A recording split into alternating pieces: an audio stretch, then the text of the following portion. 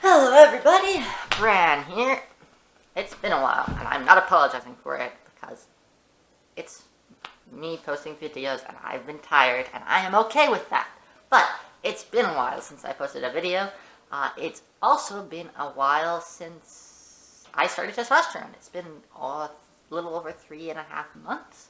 I'm having my first checkup on Thursday, so I'm super excited about that. Life is good. As for like general testosterone updates, I love how I look. It's amazing and fantastic, and I love it.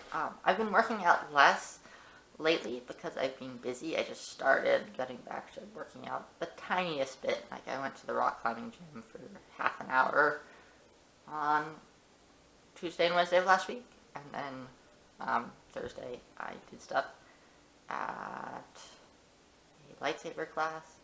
Anyway, I haven't been working out that much, and yet I look fitter than ever, so that's cool. I look good shirtless, if anybody actually cared, because I'll never take my shirt off in front of anybody, because we still have this strange idea that my breasts are feminine. I don't know what's going on with that. But I don't care, because I look good. I think my period was like a week late, but I'm bad at keeping track, so who knows. Good. It's all good. Yeah, so moving right along to the question of the week. Question of the week this week is, what is Bran's sexual orientation anyway?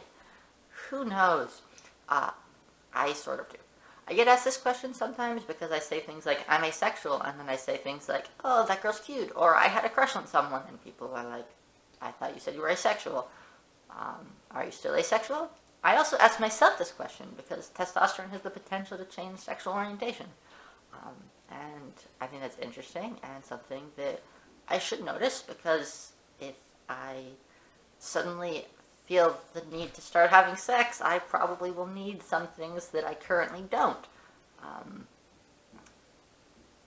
So yeah, it's not like a Tinder account. That would be weird. Anyway, okay, so I also think it's important to answer this question because asexuality is something that isn't really talked about that much, because it doesn't make for super dramatic stories, and so, like, covering it on television is kind of weird. Like, oh, you're just single forever. That's fine and totally normal. But this is a rom-com, so,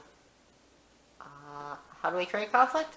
Writers just really don't know how to deal with the fact that their characters don't have sexual and romantic relationships sometimes. So I think it's good to talk about as like an example, because that's one of those things that's kind of hard for people to understand if they haven't met someone. Like, how can you be asexual?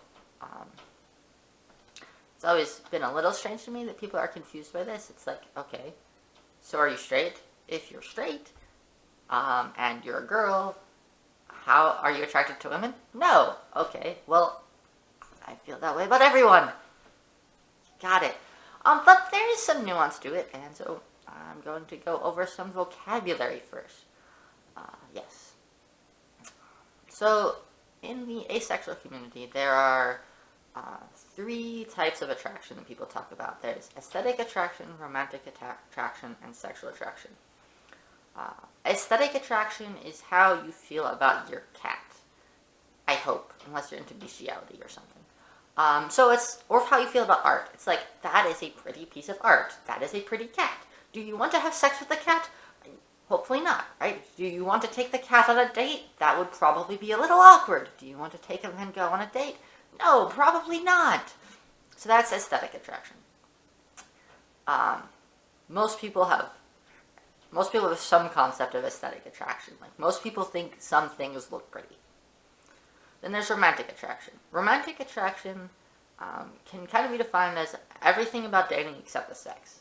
So some people include kissing in romantic attraction. Some people include kissing in sexual attraction. Some people think it depends on like how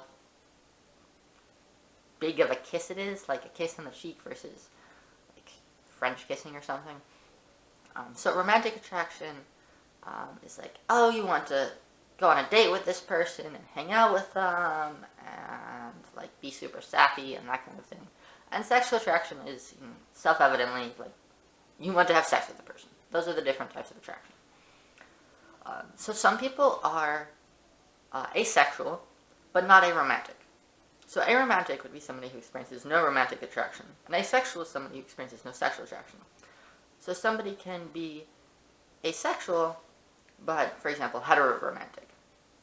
Meaning that they are not sexually attracted to anyone, they don't want to have sex with anyone, they're not interested in it. But they still are, like, totally interested in dating someone of the other gender or genders. Similarly, somebody can be aromantic, but not asexual. People seem to talk about this one less, but it's totally possible. Like, somebody could be aromantic, like, not interested in dating, but still interested in having sex.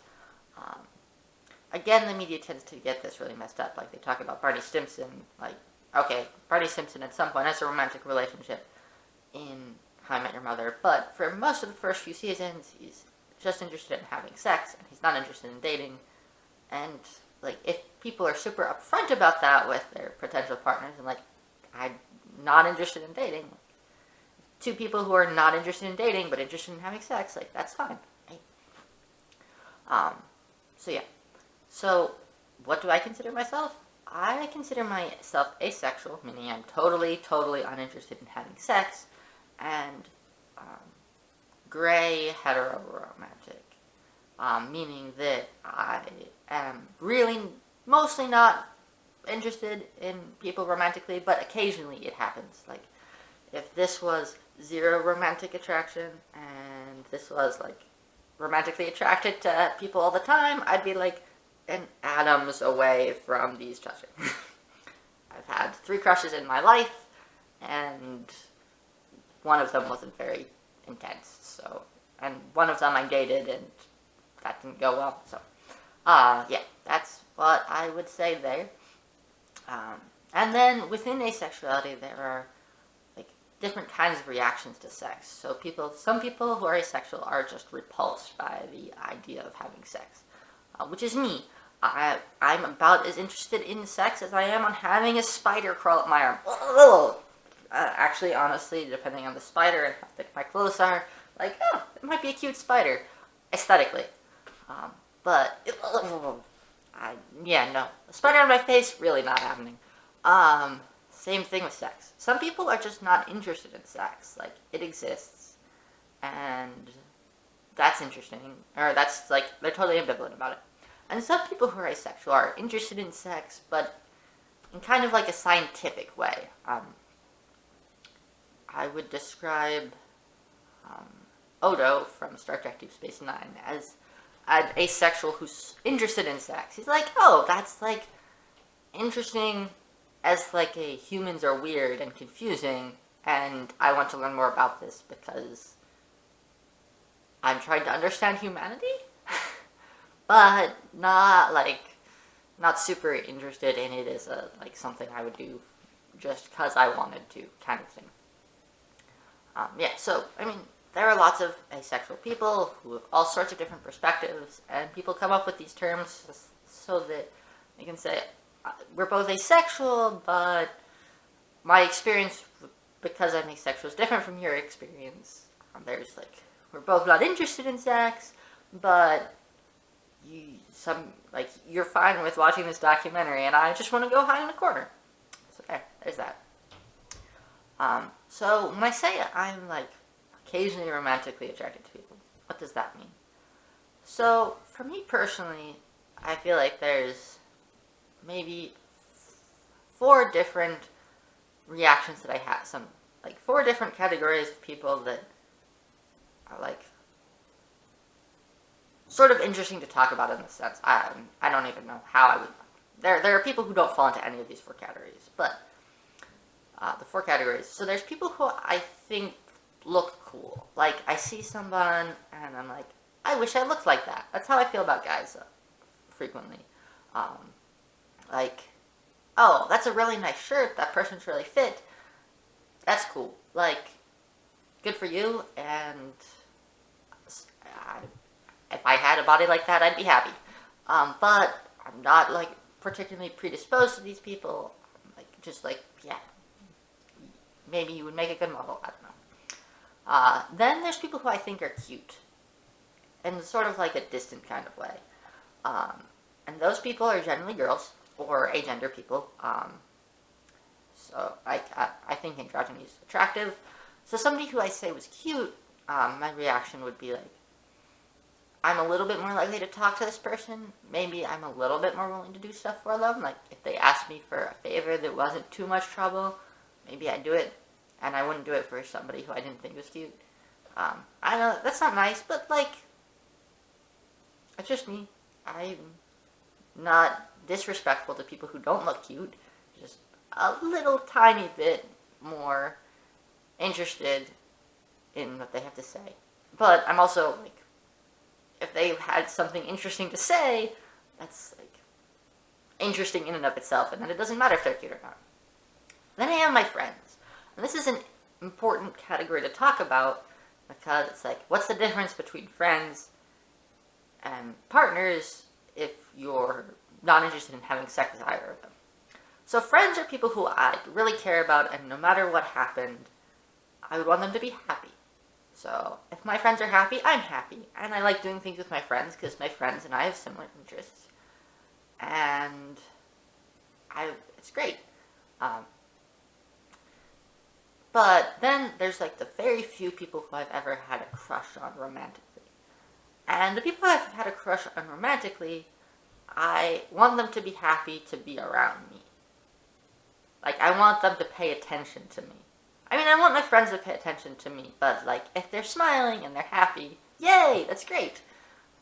But somebody who I'm romantically attracted to, I want to smile, like, in my direction because of something I did, as opposed to just benevolent happiness. So it's kind of a little bit of a selfish thing, romantic attraction in my mind.